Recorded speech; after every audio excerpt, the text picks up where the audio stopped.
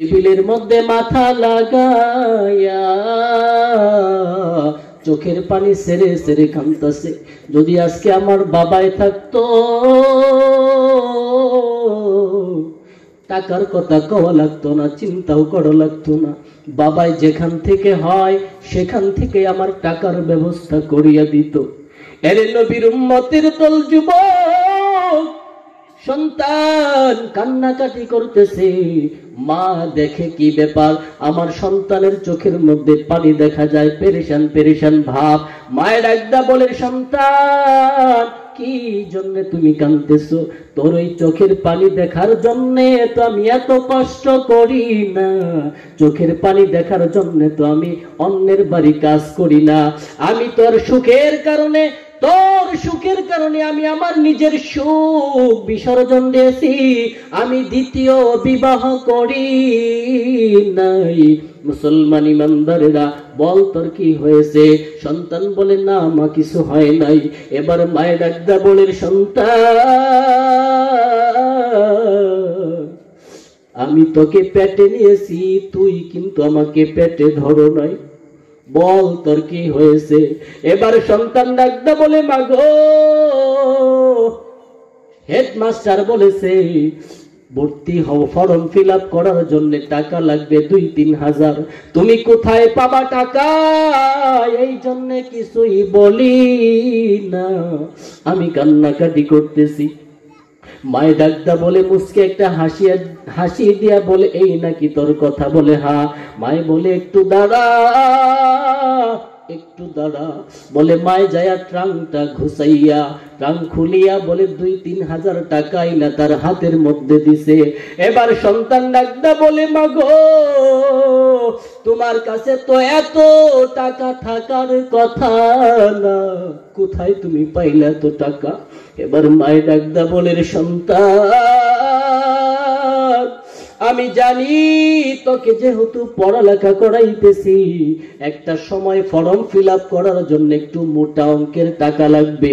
এই জন্য সন্তান তুই তোর জন্য একটা ডিম সিদ্ধ করলে তুই খাইতি না, আমি মায়ের জন্য একটা ডিম সিদ্ধ করা লাগতো। বলে হ্যাঁ। বলে তোকে আমি একটা ডিম খাওয়াইয়া তোর স্কুলে পাঠাইয়া দিতাম। বলে ওই যে আমার জন্য একটা ডিম, এই ডিমটা আমি মা খাইতাম না।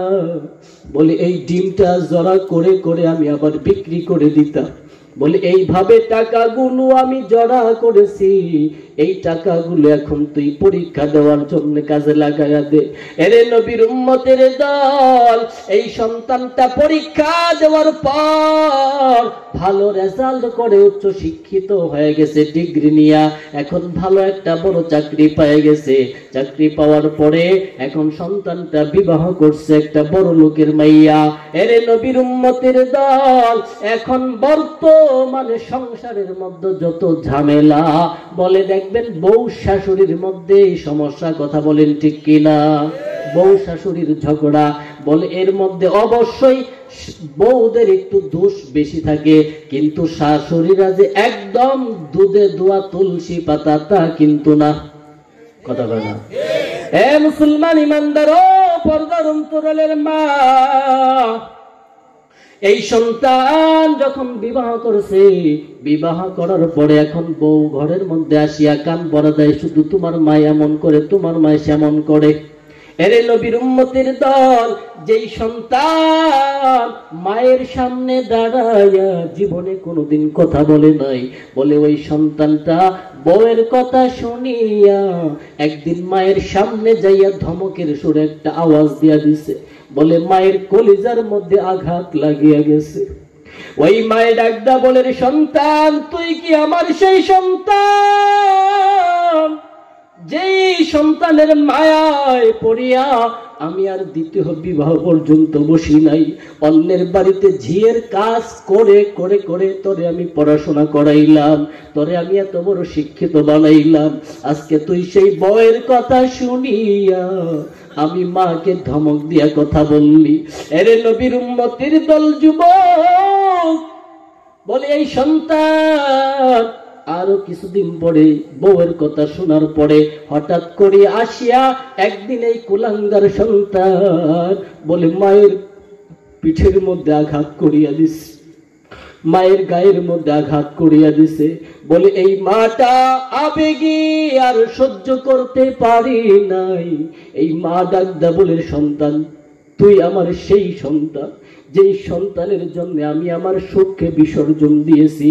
আমি চাইলে তোকে রাখিয়া বিবাহ বসতে পারতাম, কিন্তু তোর চেহারা তোর মুখের দিকে তাকায়া আমি আর বিবাহ বসি নাই তোর সুখের জন্যে।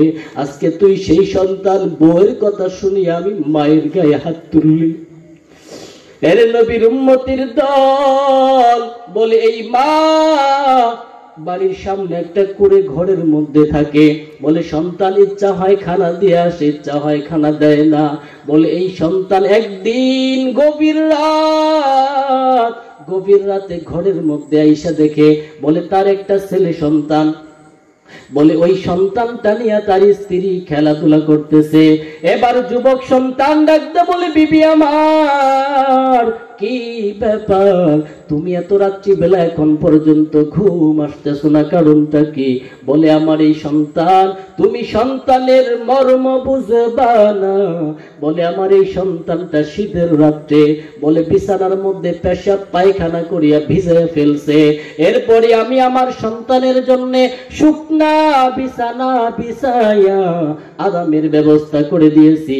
বলে এরপরেও আবার এই বিছানাটা ভিজায় ফেলছে, আবার শুকনা জামার কোনো ব্যবস্থা নাই। আমি আমার এই সন্তানটাকে কুলে নিয়া আমি আমার বুকের মধ্যে নিয়ে সন্তানটাকে আরামের ব্যবস্থা করতেছি।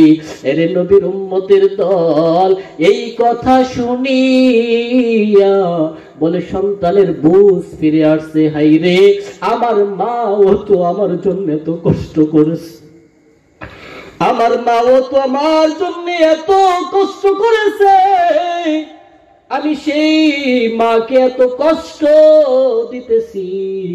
বলে আর দেরি করে না, একটা দৌড় দিয়া মায়ের ঘরের সামনে চলে গেছে। ওই যে মায়ের পরেও সন্তানের জন্য বদদুআ করে না, সব সময় যায় নামাজ বিছাইয়া আল্লাহর কাছে দোয়া করে, ও দয়ার মালিক আমার সন্তানটাকে তুমি কোনো বিপদ দিও না। এর নবীর উম্মতের দল যুবক, মা বাবার সাথে যতই অন্যায় করো এরপরেও মা বাবা কখনোই সন্তানের জন্য বদদুআ করে না। কিন্তু মনে রাখবা, জবান খুলিয়া বদদুআ করা লাগবে না। বলি মা বাবা যদি অন্তর থেকে কষ্ট পায়, বলে এই কষ্টটাই আল্লাহর আরশে ধাক্কা লাগায়া দেয়। এর নবীর উম্মতের দল এই যুবকটা দৌড়াইয়া মায়ের ঘরের সামনে চলে গেছে, যাইয়া ডাক দিছে, মা দরজাটা খুলিয়া দাও।